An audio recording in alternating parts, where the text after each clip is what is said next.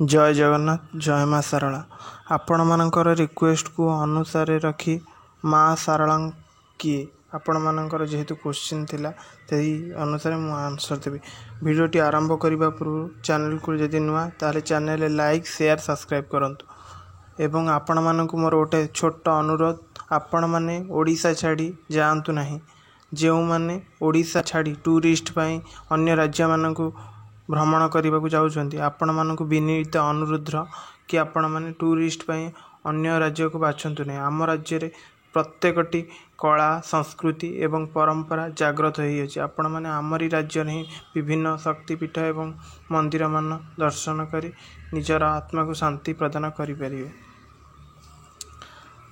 माँ को विषय मु कौन बा कहबी जार वर्णना स्वयं महादेव एवं महाविष्णु एवं पितामह ब्रह्म मध्य करि पारि नांती मु बछार मनीष रक्त हाड़र मनीष मु बा कौन वर्णना करी।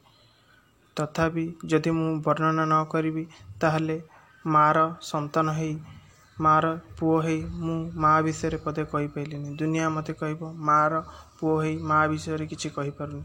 जदि कहबी ताहले एते बड़ भूल मन भितर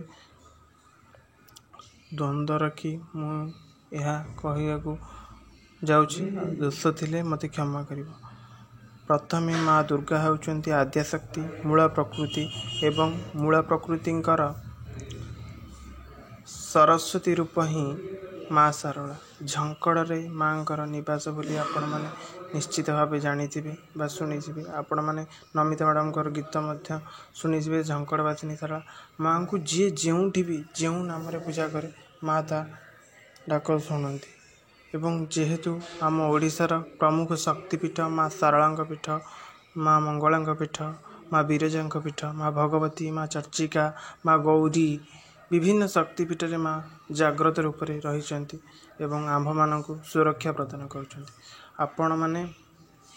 आपण मानकर आग्रह देखि मते भी वीडियो करने को बाध्य हेली। आपण मानकर आग्रह ही मते वीडियो करने को बाध्य कला।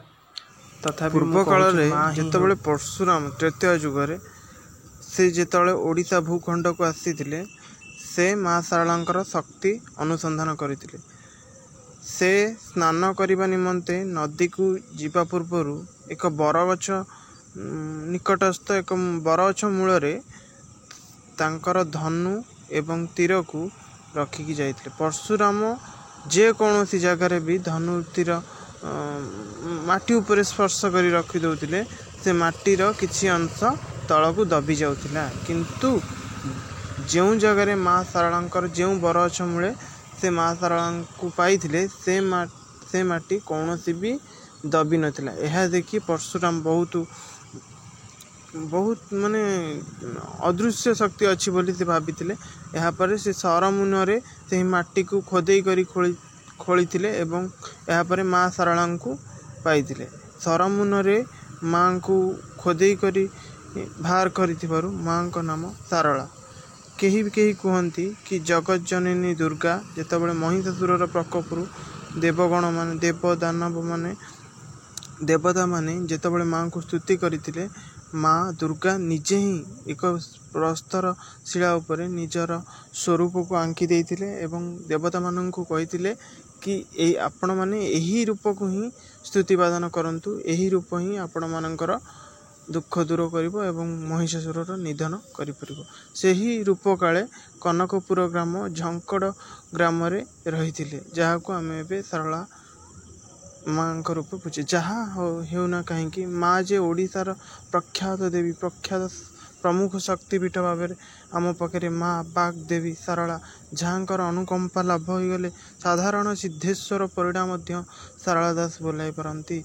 ए प्रकार देवी माँकर प्रत्येक दिन सेवारे तुलसी एवं बेलपत्र मिश्रण आपण माने निश्चित भाव जाइथिबे कौन सी देवी पीठरे तुलसी एवं बेलपत्र एकत्र देवार देखी नथिबे। प्रत्येक शक्तिपीठ बेलपत्र ही एवं अँला पत्र दिखाई था किंतु कौन सी शक्तिपीठ तुलसी पत्र माँ को अर्पण करा जाए। ओडिशार प्रमुख एवं मन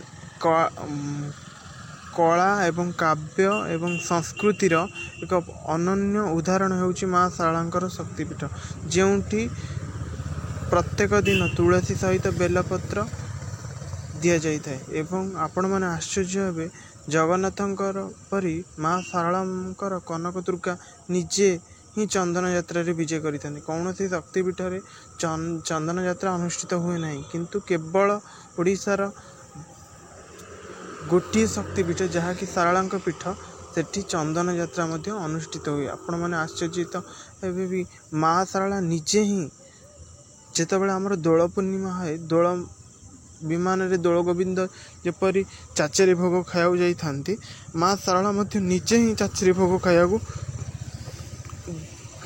विमान रे बसी भक्त मान घर को जाती। माँ झामु यात्रा अत्यंत मनोरम दृश्य। माँ चैत्र मासरे झामु यात्रा एवं आश्विन मासरे 16 पूजा अत्यंत रमणीय। माँ आश्विन मासरे होउथिबा 16 पूजा रे माँ को महासप्तमी, महाअष्टमी, महानवमी रे महालक्ष्मी, महाकाली, महासरस्वती रूप में बेश करा जायते एवं माँ को दशहरा दिन महादुर्गा रूप में बेश करा जायते।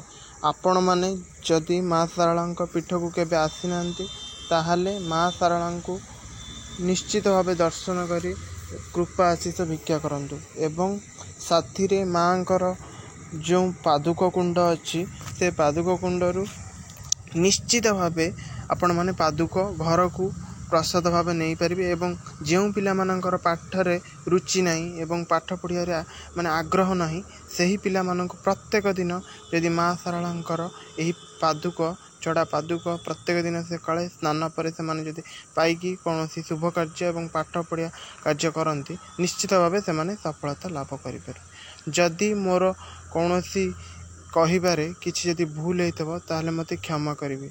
एवं आपणकर संतान हिसाब रे मु जहाँ माँ को विषय वर्णना करिछि, जदि माँ को विषय जदि किछि कहिबारे भूल त्रुटि होता है आपण माने बड़ माने मोर भूल त्रुटि को क्षमा करिवे। जदि चैनल नुआ ताले निश्चित भाव लाइक शेयर सब्सक्राइब करिवे। आज पई रहउछि जय श्री जगन्नाथ।